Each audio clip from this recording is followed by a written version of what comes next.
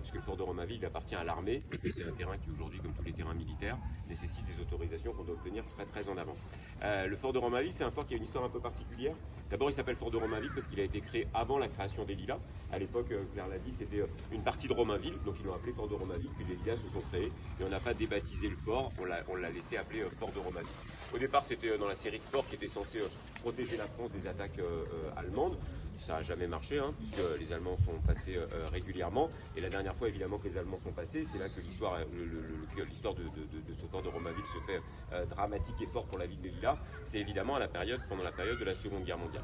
Et c'est l'un des premiers lieux que les Allemands ont utilisé pour en faire un camp d'internement au sein du territoire français. Donc les Allemands ont pris le contrôle du fort qui appartenait jusque-là à l'armée française. Ils ont délogé l'armée française et ils en ont fait un camp d'internement. Un camp d'internement pour des prisonniers politiques. Principalement, des prisonniers politiques qui étaient enfermés là et qui ensuite étaient pour certains envoyés en déportation, pour d'autres c'était aussi une réserve d'otages. Vous savez que les Allemands pendant la guerre pratiquaient la politique des otages. Dès qu'il y avait des Allemands qui étaient attaqués par les résistants français, ils prenaient des otages au hasard et donc ils avaient besoin de réserves d'otages qu'ils sortaient pour les amener en général au Mont Valérien pour les faire exécuter.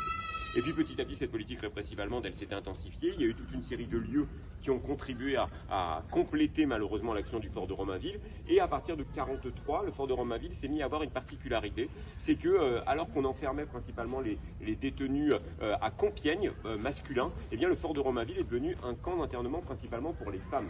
Et ce sont beaucoup de femmes qui ont été internées. C'est le seul camp de détention en France où sont passées davantage de femmes que d'hommes à Romainville. Et donc il y a toute une série de femmes très connues, Madeleine Audru, Marie-Paul Vaillant-Couturier, qui sont passées par le fort de Romainville, beaucoup de résistantes qui sont passées pour ensuite partir vers, pourquoi là, parce qu'en fait l'idée des Allemands c'était de déporter le plus discrètement possible pour ne pas alerter la population autour. Et donc dans le fort de Romainville, eh bien, les détenus étaient enfermés dans la caserne du fort.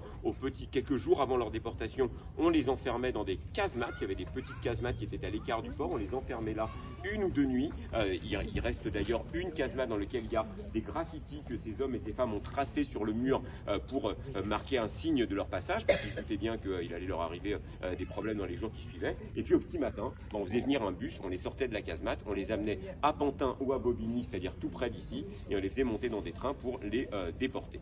Et puis ce fort, après la guerre, a servi, l'armée a repris le contrôle de ce fort. Il en a fait un lieu où on accueillait des jeunes appelés du contingent qui faisaient leur service militaire, donc il y avait le service militaire. Et puis depuis la fin du service militaire, depuis que Jacques Chirac a décidé la fin du service militaire, il est quasiment vide et il n'y a quasiment plus rien. Et petit à petit, ce lieu de mémoire, il est tombé dans l'oubli. On connaît bien Drancy, on connaît bien, etc. Et peu de gens connaissent le fort de Romainville. Et nous, on a un projet, donc j'espère qu'on pourra vous y faire rentrer prochainement. On va prochainement acheter ce fort à l'armée. Il a fallu de longues négociations pour l'acheter, parce qu'on pense que là, il y a possibilité pour y faire toute une série de choses, y faire des activités culturelles, sportives, y développer un quartier, mais aussi pour en faire un lieu de mémoire qui manque en France. On a en France énormément de lieux de mémoire de la période de la Seconde Guerre mondiale, mais il n'y a aucun lieu de mémoire, et c'est une terrible injustice, qui est destiné spécifiquement à rappeler la mémoire du rôle joué par les femmes dans la résistance et la déportation. Et donc nous travaillons avec l'État, et les ministères sont plutôt favorables à ça, pour créer là un mémorial national dédié aux femmes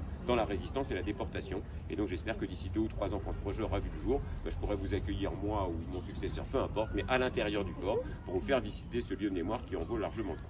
Ouais. Merci beaucoup.